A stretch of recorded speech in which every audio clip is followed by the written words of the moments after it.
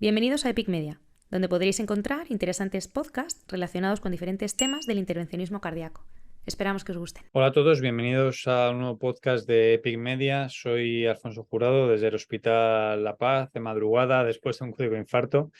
Y quiero compartir con vosotros este artículo publicado en una Intervention en 2022 por Francesco Moroni y colaboradores, titulado Crash Techniques for Percutaneous Coronary Intervention of Bifurcation Lesions. En este artículo, los autores intentan revisar las técnicas crash de bifurcación desde su primera descripción en 2003 hasta la fecha. Sabéis que el problema de la angioplastia en bifurcaciones es algo que nos preocupa cada día, es algo frecuente. Las bifurcaciones verdaderas con afectación de la rama principal y la lateral pueden llegar hasta el 16% de los casos. Y cuando hablamos del tronco, pues la afectación distal, es decir, la bifurcación, también llega hasta el 70% cuando el tronco está afectado. Y no solo es frecuente, sino que tiene su complejidad por el potencial riesgo de pérdida de la rama lateral y infarto periprocedimiento cuando estamos implantando un stent en el vaso principal, y porque se ha asociado siempre a más complicaciones, sobre todo restenosis y TLR, tanto a corto como a largo plazo. Por supuesto, no todas las bifurcaciones tienen el mismo riesgo de complicaciones y hay criterios para definir una bifurcación como compleja. Los más utilizados son los del registro Definition, que incluyen los que tenéis en la diapositiva. Pues tener una afectación de la rama lateral significativa, más de 70% si hablamos del tronco, más de 90% si no es el tronco, tener calcificación o trombo severo, tener múltiples lesiones, un ángulo de bifurcación estrecho o lesiones ateroscleróticas largas. Por ello, en función de la complejidad, se usan dos tipos de técnicas. Las técnicas de stent provisional, en la mayoría de las ocasiones, o técnicas de dos stents, ya sea cuando ha necesitado un stent en la rama lateral, la técnica de stent provisional, o de inicio, con dos stents, en bifurcaciones complejas. Por eso es necesario conocer estas técnicas de dos stents y planteándonos cuál sería la ideal, pues sería aquella que permita la cobertura perfecta de toda la bifurcación, sobre todo el ostión de la rama lateral, que es donde más problemas hay, evitar strats flotando en la luz del vaso, que sea fácil, reproducible y que se pueda hacer por vía radial. Lamentablemente esta técnica no existe y cada una de las técnicas que conocemos de dos stents tienen sus pegas, ya sea porque deja demasiado metal o genera neocarinas metálicas muy largas, o bien porque no aseguran la cobertura completa del ostión de la rama lateral. La técnica crash, las técnicas crash se idearon para esto, para asegurar esta cobertura del ostión de la rama lateral, que era donde había más problemas clásicamente, y el objetivo de este trabajo es describirlas. Desde el año 2003, en el que el grupo de Colombo describió el crash clásico, hasta el año 2019-20, en que se ha descrito el Decay Nanocrash, pues ha habido múltiples técnicas que veremos a continuación. La tabla 1 del artículo es muy interesante porque compara los detalles técnicos de cada una de estas estrategias que veremos poco a poco. Como digo, el Classic Crash, descrito en 2003, se creó para asegurar la cobertura del ostión de la rama lateral y es la única de las técnicas crash en las que se posicionan dos stents de forma simultánea. La pega es que hace falta un French del catéter guía importante, al menos 7, se describió originalmente con 8. Como veis en la diapositiva, el stent en la rama lateral se deja protruyendo en el vaso principal de 4 a 5 milímetros. La técnica consiste en que ese stent se posiciona, como he dicho, se posiciona otro stent en la rama principal a lo largo de la bifurcación, se implanta el stent de la rama lateral, se retira todo el material de esta rama, se crasea con el stent del vaso principal y, si no hay ningún problema, aquí ha acabado la técnica porque no se recomendaba el kissing final sistemático. Las principales desventajas de la técnica es que recruzar hacia la rama lateral cuando era necesario era difícil por tener dos capas de metal y que requería al menos 7 French. Esta técnica no consiguió los resultados esperados porque la restenosis de la rama lateral, del origen de la rama lateral, que era en torno al 20-25% de los casos, seguía siendo 22% de los casos en los registros que tenemos, irá porque no se hacía kissing. Sabemos que sin kissing la restenosis aumenta 3 veces, y en estudios in vitro vemos que cuando se crasea el stem de la rama lateral, el margen distal del ostium de esta rama queda sin cubrir, quedan los stems mal apuestos por el hecho del crash, ¿no? Y esto se soluciona con el kissing, que si no se hace, pues puede dar problemas. Para solucionar el problema de tener que hacerlo por más de 7F, es mayor o igual a 7F, pues en 2004 Lim y Chavik describieron una modificación de esta técnica llamada Step Crash, en la que se crashea el stem de la rama lateral, que se posiciona igual que en el crash clásico, con un balón posicionado sin inflar en la rama principal, ¿no? Bueno, en esta técnica el kissing balón final sí que se sugiere de forma rutinaria, y esta técnica comparte con la previa la desventaja de la dificultad de recruzar dos capas de metal hacia la rama lateral. La ventaja principal, aparte de poder hacerse por 6 frames, 7 si son vasos grandes, se recomiendan, es que al no tener que posicionar los dos stems de forma simultánea, el stem en el vaso principal pues se posiciona de una forma más tranquila, ¿no?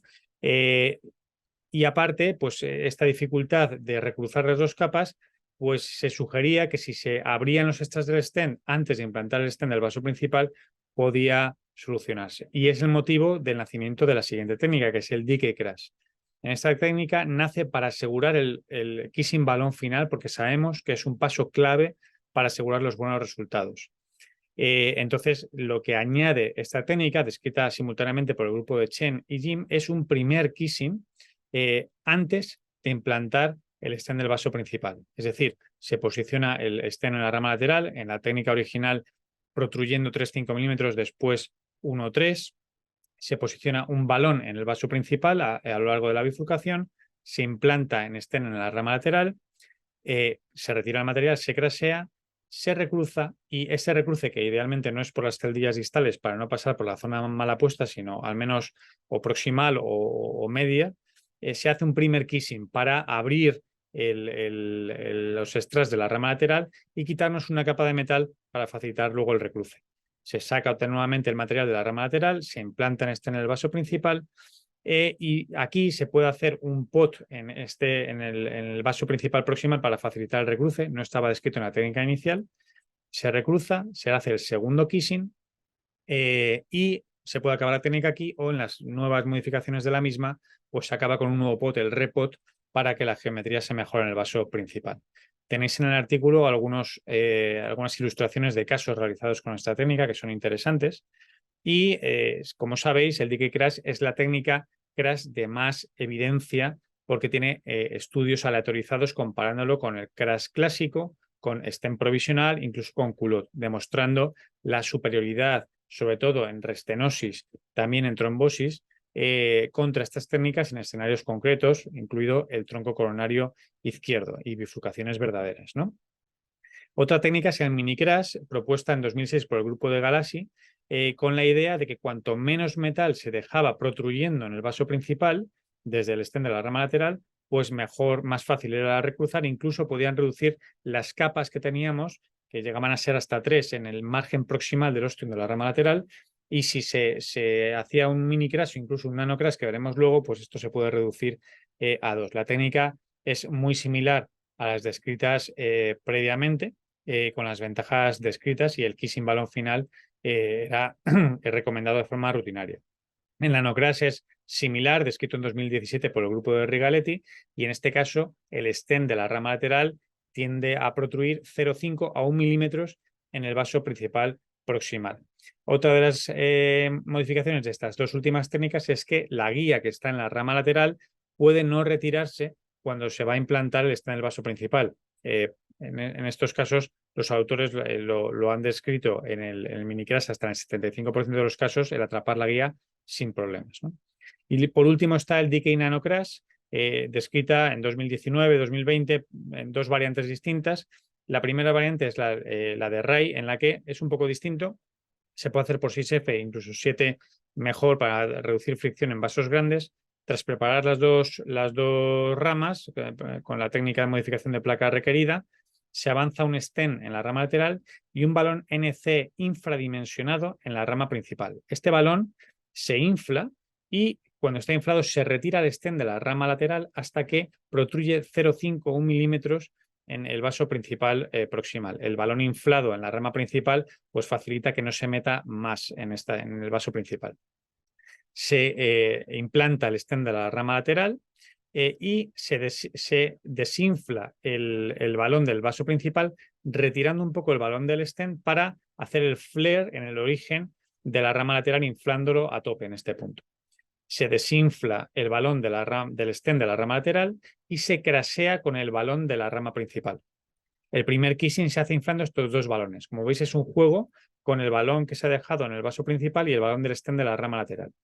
Posteriormente, se retira el material de la rama lateral, se implanta un stent en la rama principal, se puede hacer pot para facilitar el recruce, se hace otro kissing, repot, etcétera, y se concluye con kissing balón final y repot si el autor, el operador lo requiere, aunque no se recomienda el repot en la descripción inicial, y se acaba el procedimiento.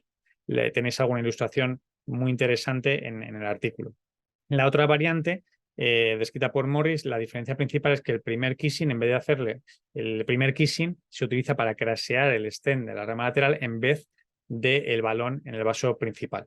Por lo demás, son similares las técnicas.